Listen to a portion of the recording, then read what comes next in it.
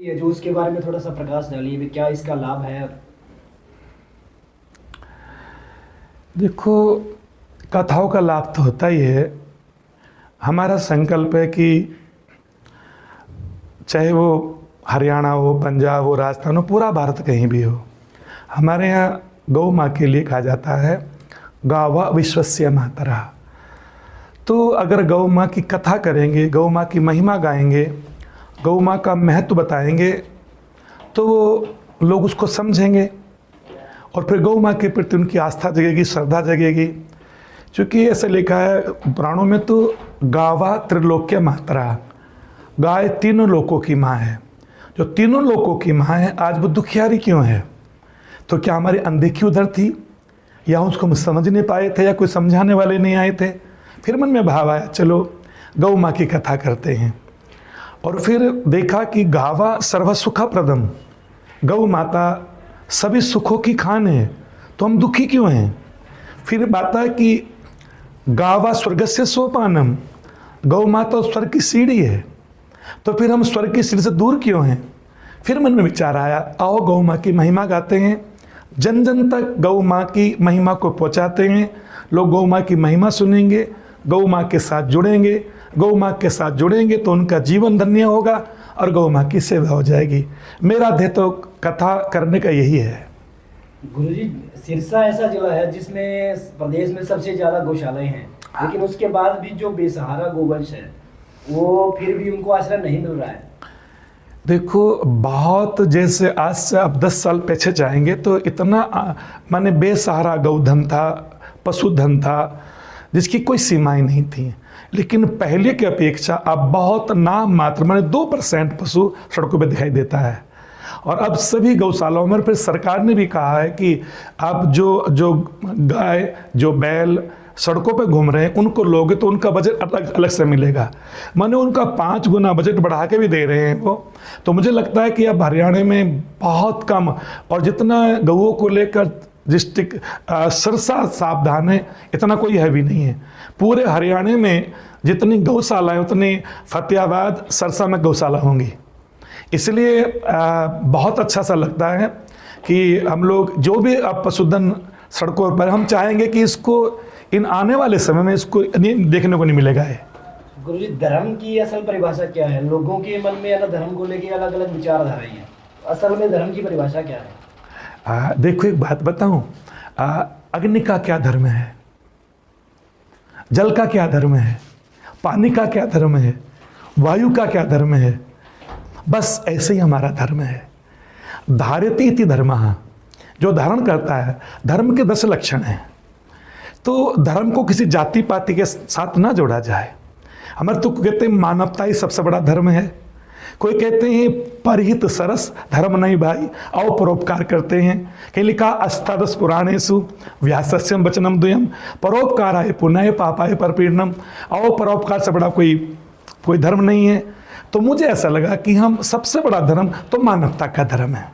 हम मानवता के धर्म का पालन करें, सारे धर्म उसी के अंतर्गत आ जाते हैं। देख लीजिए, गौ माता 3 के साथ जुड़ी हुई है। नंबर 1, गौ माता धर्म के साथ जुड़ी हुई है।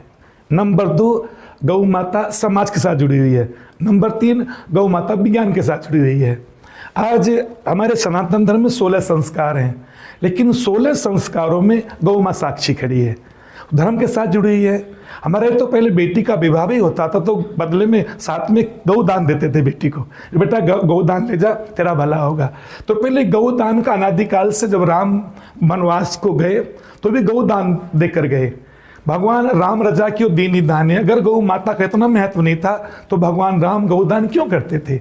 भगवान श्री कानाचरण वाणी कन्हैया ने इतने वर्षों गैया चराई, धर्म से जुड़ी हुई है, गाय से चराई थी। दूसरी बात, गौ माता समाज के साथ। आज अगर कहीं 36 बिरादरी किसी एक छत के नीचे खड़ी है तो गौशाला है। गौ माता सबको जोड़ती है। गौ माता किसी के प्रति भेदभाव नहीं रखती। तीसरी बात, गौ माता विज्ञान के साथ जुड़ी है। आप प्रैक्टिकली करके देख सकते हैं, किसी को बीपी हाई हो, आप पहले डॉक्टर को चेक कराइए, फिर आप सीधे अपने कोई घर में गाय हो, गौशाला में चले जाइए, वहाँ भारतीय गाय हो, मैं जर्सी गाय की बात नहीं करूंगा, अमेरिकन गाय की बात करूंगा। भारतीय नस्ल की गाय हो, आप उसके पास जाइए, करीबन 21 मिनट तक आप उसकी पीठ पर हाथ फेरिए, आप उसकी थुई पर हाथ फेरिए, आप उसके पृष्ठ भाग पर हाथ फेरिए, आप गौ माता के खुरों में हाथ फेरिएगा, गौ माता के सिंगों से तेल लगाइएगा और ठीक उसकी परिक्रमा इच्छानुसार 2, 4, 5 चेक कर लीजिए। उसके बाद अपना बीपी चेक कराइए। अगर आपका उसी समय ठीक ना हो जाए तो कहना गौ माता कुछ नहीं है। इसलिए गौ माता का, जैसे अब किसी को कैंसर हो जाता है, उसमें गौमूत्र, एलोवेरा, तुलसी का अर्क हम लोग गौशालाओं में निर्माण कर रहे हैं। इससे कितने लोगों को लाभ मिल रहा है। बड़े बड़े रोगों में गौ माता का गौमूत्र करीबन 108 बीमारियों में काम आता है। अगर हम उसको नियमित लें और मर्यादित होकर लें, उसके नियमों की पालना करें, तो गौ माता के पास 6 चीज़ें हैं। गोरोचन नंबर 1, गोरोचन मिल जाए तो ये माँ लक्ष्मी का प्रतीक भी होता है। गौ माँ का दुग्ध अमृत की तरह है। लोग कहते हैं भैंस का दूध दूध है, बकरी का दूध पानी, गाय का दूध अमृत है। कह नानक गुरु के महापुरुषों ने कहा है कि गाय का दूध तो अमृत के समान है। तो गौ दुग्ध, गौ दही और गौमूत्र और गोबर, ये सारे अमृत के तुल्य हैं। इन्हें पंचगव्य कहते हैं। कहते पंचगव्य प्राशनम और महापातक नाशनम, ऐसा कहते हैं। गौ माता की महिमा वेदों में 1350 बार गाई गई है। कितनी बार? 1350 बार वेदों में गौ माँ की महिमा गई है। ऐसे कोई ग्रंथ नहीं है, ऐसे कोई धर्माचार्य नहीं है जिन्होंने गौ माँ की महिमा ना गई हो। गुरु गोविंद सिंह जी तो कहते थे, गौ ते गरीब की सेवा करके देख लो, दिन दुगनी चौगनी उन्नति होने लगेगी। नानक देव जी मक्का मदीने में गए, उनको कहा कुछ सुनाओ, तो कहते हैं 184 जूनी बीची मंगल पूछ से काए, जूनी गौ की पोकर मिनका दे ही पाए। तो गौ माता हर क्षेत्र में लाभकारी है। धर्म के क्षेत्र में, समाज के क्षेत्र में, विज्ञान के क्षेत्र में और सामाजिक रूप तो सबके साथ गौ माता ही। जी गुरुजी, वर्तमान में युवा पीढ़ी जो है वो नशे की ओर ज्यादा आकर्षित हो रही है, तो उसके लिए क्या संदेश युवाओं के लिए देना चाहेंगे? देखो, मैं तो हमेशा ही कहता हूँ, वैसे जो नशे की प्रवृत्ति है यूनिवर्सल व्यवस्था है। ये आज पूरे विश्व के अंदर नशा फैल रहा है, उसमें मेरा भारत भी चपेट में है और भारत में हर समाज उसकी चपेट में है। लेकिन चाहिए कि जैसे दीमक होती है ना, ये दीमक चाहे इमारत में लगे और चाहे लकड़ी में लगे, उसको खोखला कर देती है। मैं युवाओं से कहना चाहूँगा, जैसे दीमक भवन को खोखला कर देती है, अच्छे अच्छे लकड़ी को खोखला कर देती है, ये नशा केवल खोखला करता है। नशा एक प्रकार की दीमक है, एक प्रकार का गुण है। युवाओं को चाहिए, यदि अपने परिवार को, अपने को, समाज को, राष्ट्र को बचाना है तो नशा मुक्त जीवन जिए, यही आपके लिए लाभप्रद होगा। इसी के साथ एक चीज है जी, आज के देखो, हमारे यहाँ एक शिक्षा, एक संस्कार है। बचपन में क्या होता है, हम बच्चों को उच्च शिक्षा देने का तो विचार करते हैं, लेकिन उच्च संस्कार नहीं देते बच्चों को। उसके अभाव में बच्चे गलत रास्ता अपना लेते हैं। जबकि हमारे भागवत में तो संस्कारों की 5 पीठ हैं। नंबर 1, जो माँ का गर्व है, प्रहलाद जी कहते, जो सीखा मैंने माँ के गर्भ में सीखा है। माँ के संस्कार मजबूत हों तो बच्चे में संस्कार मजबूत आते हैं। नंबर 2 में कहूँ तो हमारा घर, हमारा परिवार संस्कारों की पीठ है। घर में माता पिता नशा करते हैं, माता पिता गाली गलौज करते हैं, माता पिता का व्यवहार अच्छा नहीं है, तो स्वाभाविक बात है उनके बच्चों का व्यवहार ठीक वैसा ही हो जाएगा। तो कम से कम माता पिता को अपने घर का माहौल अच्छा बनाना चाहिए, अपने परिवार का अच्छा माहौल, ताकि बच्चे वो संस्कार सीख सकें। नंबर 3 मैं कहूँ तो हमारे जो स्कूल हैं आज के, जो कॉलेज हैं, जो विश्वविद्यालय हैं, आज बुरा नहीं मनाना, IIT कॉलेज तक नशा पहुँच चुका है।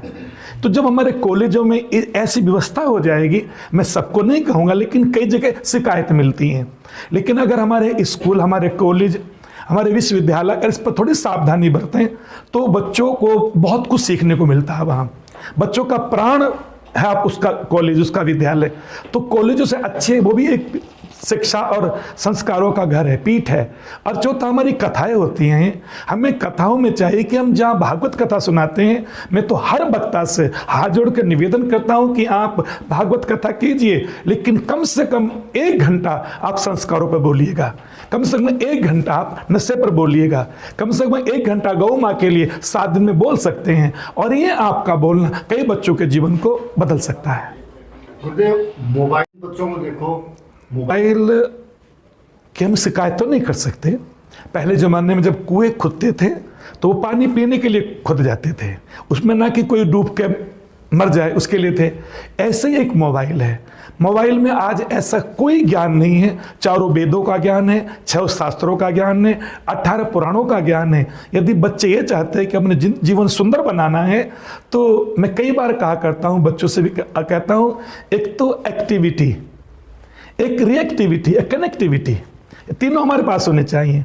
हम एक्टिव हों, और जब हम बहुत एक्टिव होंगे, अपने ग्रंथों के साथ जुड़ेंगे, अपने संतों के साथ जुड़ेंगे, अपनी गौ माँ के साथ जुड़ेंगे, और बहुत मैं कहूँ कि हम अपने संस्कारों के साथ जुड़ेंगे, तो वो मोबाइल आपको बहुत सहायता करेगा।